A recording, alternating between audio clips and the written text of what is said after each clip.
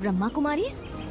ये क्या होता है? बच्चे, तुम अंदर चलकर योग में बैठो।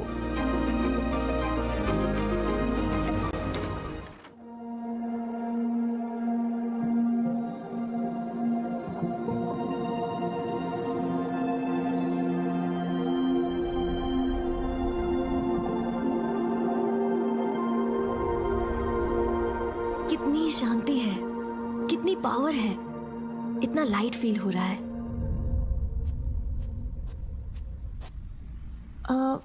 ये कौन है? इन तस्वीरों में एक लंबी कहानी है। बाबा प्लीज सुनाओ ना। 1936 हैदराबाद, सिंध। दादा लेखराज सिंध के नामी ग्रामी जौहरी हैं। परिवार और व्यापार की जिम्मेदारियां संभालते हुए अपने व्यवहार और सेवा भाव के लिए समाज में प्रसिद्ध हैं। धार्मिक प्रवृत्ति वाले हैं। एक दिन बनारस में दादा को एक विचित्र अनुभव हुआ। उन्हें युद्ध, प्राकृतिक आपदाएं, हिंसा, बीमारियों के दृश्य दिखाई दिए। दादा ने देखा विनाश के धुएं से ऊपर उड़ते हुए सितारे परमधाम जा रहे हैं। दादा तो डर गए होंगे। बाबा, क्या ये दृश्य आप उन्हें दिखा रहे थे? हाँ बच्चे, दादा को लगा सब कुछ खत्म होने वाला है, इसलिए एकांत में ज्यादा समय बिताने लगे। फिर मैंने उन्हें एक और नजारा दिखाया। चमकते हुए सितारे नीचे आकर सुंदर दिव्य रूप लेते हैं। मतलब आपने उन्हें कलयुग के एंड और सतयुग की शुरुआत का साक्षात्कार कराया? मीठे बच्चे, दादा लेखराज को ये नहीं समझ आया कि ये दृश्य उन्हें मैं दिखा रहा हूं। एक बार दादा परिवार के साथ सत्संग में बैठे थे और अचानक उठकर चले गए। उनकी बहू ब्रिजेंद्रा उनके पीछे गई और देखा दादा गहरी सोच में थे। उनके चारों ओर प्रकाश ही प्रकाश था और उनके मुख से एक ही अति धीमा स्वर गूंज रहा था, निजानंद स्वरूपम शिवोहम शिवोहम, प्रकाश स्वरूपम शिवोहम शिवोहम, ज्ञान स्वरूपम शिवोहम शिवोहम। बाबा, आप उनके द्वारा क्यों अपना परिचय दे रहे थे? जैसे तुम्हें इस सृष्टि पर कर्म करने के लिए शरीर लेना पड़ता है, इसी तरह मुझे भी तुमसे बात करने के लिए शरीर का आधार लेना पड़ता है। वैसे तो मैं प्रेरणा से समझा सकता हूं, लेकिन तुम आत्माओं की शक्ति कम हो चुकी है। तुम संकल्पों की नहीं, वाणी की भाषा समझते हो। बाबा, आजकल तो बोलने से भी हम एक दूसरे की बात नहीं समझ पाते। संकल्प कैच करना तो इम्पॉसिबल है। इसलिए मैंने दादा लेखराज के तन का आधार लिया। परिवार के परिवार दादा के पास आने लगे थे। आते ही किसी को मेरे निराकार स्वरूप का और किसी को आने वाली सतयुगी दुनिया का साक्षात्कार होने लगा। दादा के मुख द्वारा मैंने बच्चों को उनके आत्मिक स्वरूप का ज्ञान दिया। मैंने अपने निराकारी स्वरूप का परिचय और आने वाली सतयुगी दुनिया की समझ दी। बच्चे मेरी दी हुई श्रीमत और शिक्षाओं पर चलने लग पड़े। तो दादा लेखराज जी यहाँ के गुरुजी हैं?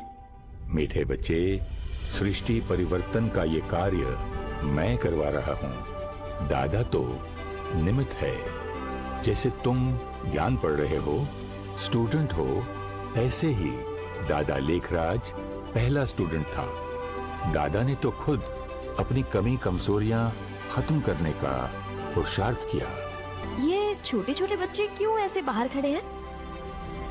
पवित्रता की धारणा के कारण बहुत विरोध हुए, बच्चियों पर अत्याचार हुए, लेकिन मैं उनके साथ था।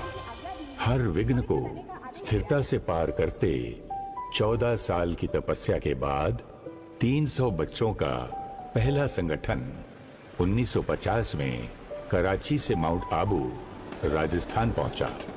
मेरे बच्चे तैयार हो गए थे। मैंने उन्हें देश के कोने कोने में भेजा।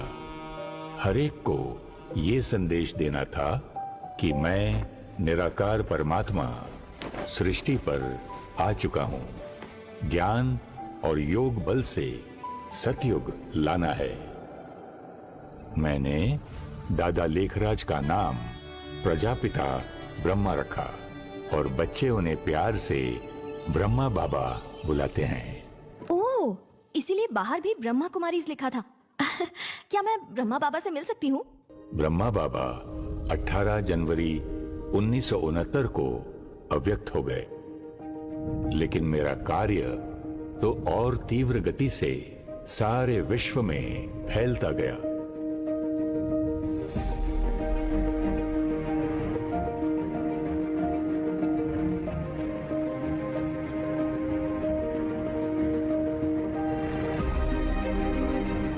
लाखों लाखों बच्चे घर गृहस्थ में रहते ज्ञान की धारणा, योग की तपस्या और पवित्रता के बल से मेरे सृष्टि परिवर्तन के कार्य में जुड़ चुके हैं।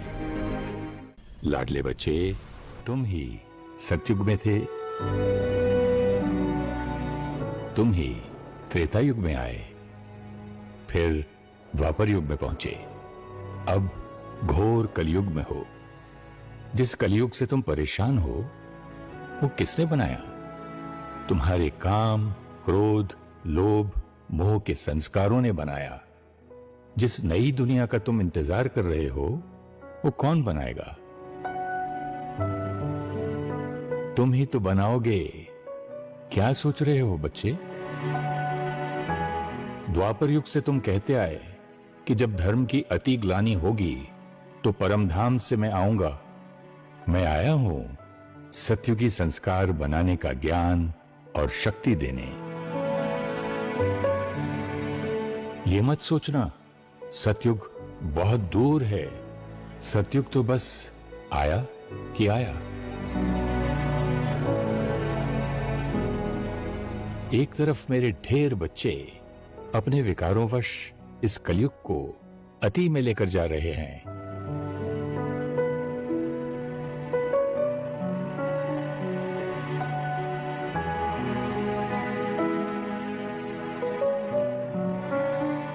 और दूसरी तरफ मेरे थोड़े से बच्चे घर गृहस्थी में रहते हुए ज्ञान और योग से सतयुगी दुनिया बना रहे हैं।